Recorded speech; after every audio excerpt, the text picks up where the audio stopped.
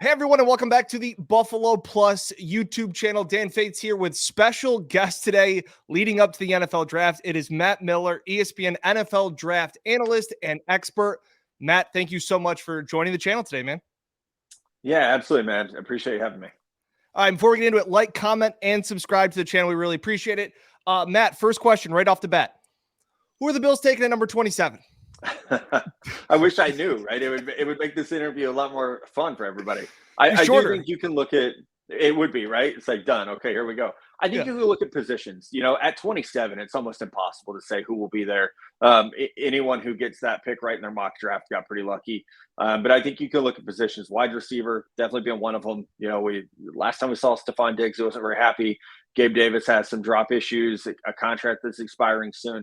So I tend to look at good teams like the Buffalo Bills draft ahead for need. I think we saw that with the Kyer Elam pick. We saw it with all this pass rushers, whether it was Greg Russo or Boogie Basham.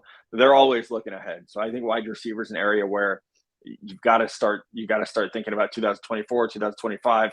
And this is also a unique year where the wide receivers could actually drop. Last year they came off the board so fast, 4 in the top 18 picks. I think this year's going to be a little bit different where you could realistically be looking at a Jordan Addison from USC, Quentin Johnston from TCU could realistically be there at 27. You think Addison could be there at 27?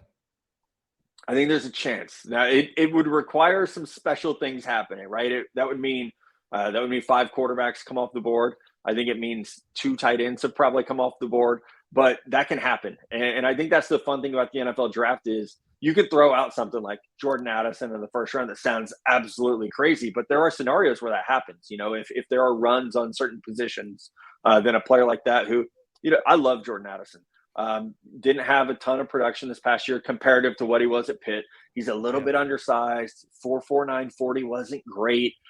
So I think you could start to look at it and say, man, if late Thursday night we're sitting here and we're looking at, oh my God, Jordan Addison was there at 27, it absolutely wouldn't shock me because there are just a couple things that could set up to make it happen. Yeah, I think it gets lost. We just did a podcast where we talked about it. I think it gets lost on how good he is by his USC and the injuries that he had, because when he had Kenny Pickett and he was in this pro style offense at Pitt, he was outstanding. Is he kind of your wish list? Like everything falls right for the Bills at 27? Yeah, he is your dream scenario outside of Bijan Robinson, because I know that that's a dirty word in Buffalo, but if Bijan's there, you take him and you throw him the ball 5 times a game and you run 15 times a game and you take some of the pressure off Josh Allen. So I think realistically, Jordan would be the realistic, hope. And that's assuming, that they don't go corner, they don't go interior offensive line. I'm a big believer in, you gotta let Josh not have to be Superman all game, and try to give him guys who can create, guys who can, produce on their own. And I think whether it's Bijan or Jordan, both those guys have that ability. Yeah, I was saying last year, I knew they were interested in Breece Hall. I knew they've been linked to other running backs.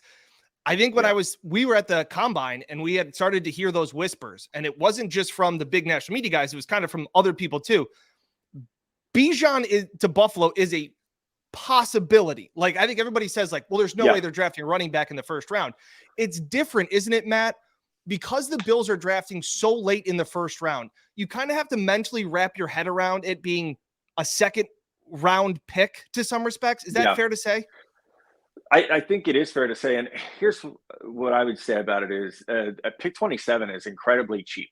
Like, you're not spending, I don't even know off the top of my head, it's like $3 million a year, maybe. I mean, it's really, really cheap what pick number 27 is. So if you could tell Bills fans that you would have the running back position solved for 6 years because you got 5 years on the rookie contract, 1 year franchise tag.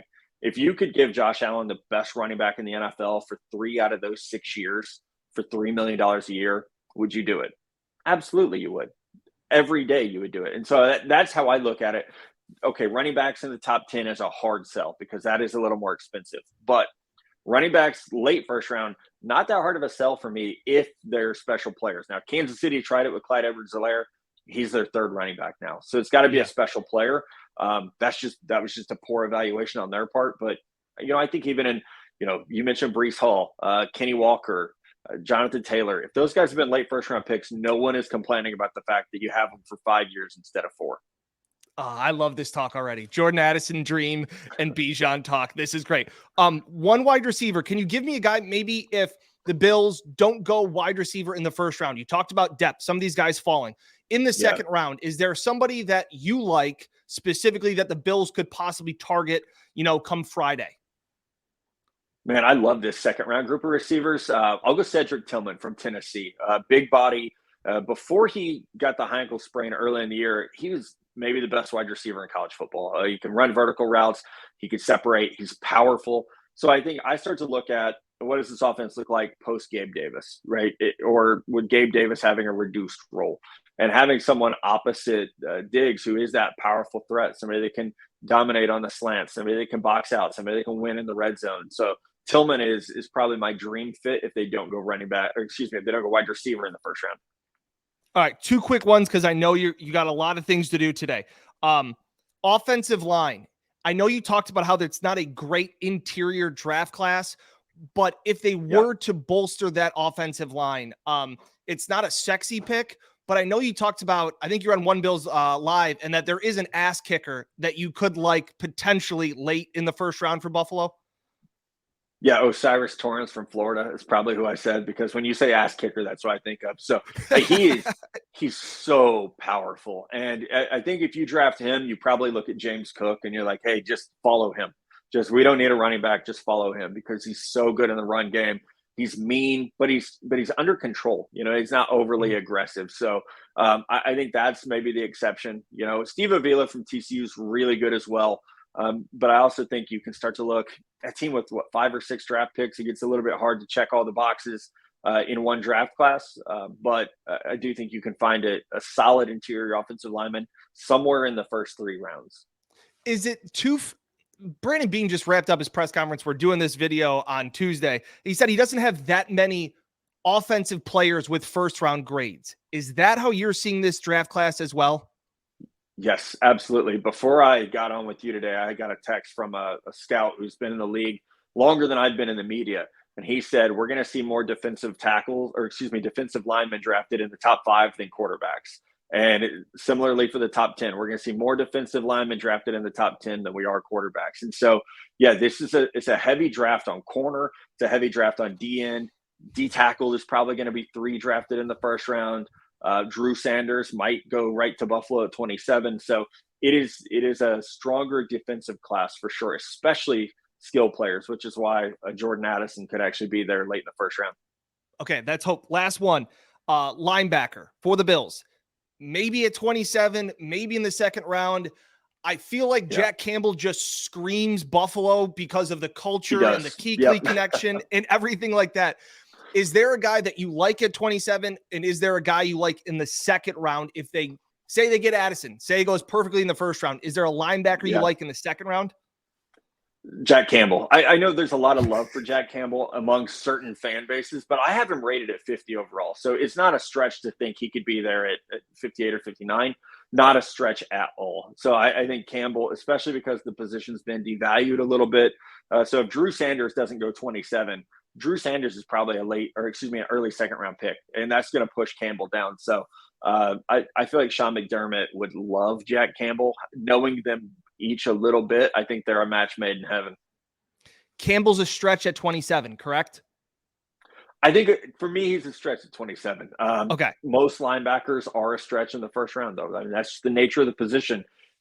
Inside linebacker, the values, it's hard to find a first round inside linebacker in this era that's lived up to their draft stock. So I think it is a position you can wait, even if you have to wait till round 3 and you go Dan Henley from Washington State, who doesn't have the size of Campbell or Sanders. I know you're trying to place Tremaine Edmonds in there, but I think Henley's read and reactability, his range is going to make up for some of that.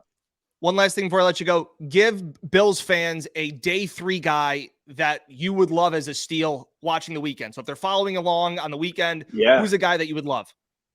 I would absolutely love Charlie Jones, the wide receiver from Purdue. So let's say my Jordan Addison pick doesn't happen. Charlie Jones this past year was unstoppable. Purdue doesn't have a lot working for them, right? Charlie Jones was what they had.